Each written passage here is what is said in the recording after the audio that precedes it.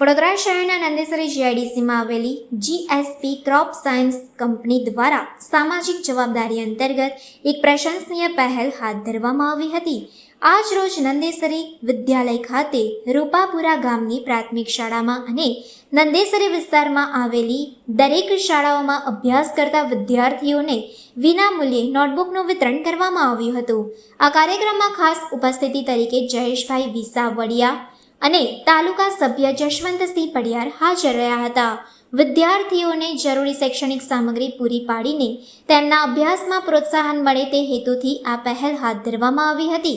Company તરફથી જાણવા મળ્યું હતું કે આવનારા સમયમાં પણ નંદેસરી વિસ્તારની શાળાઓ માટે આવી સામાજિક સેવા પ્રવૃત્તિઓ ચાલુ રહેશે।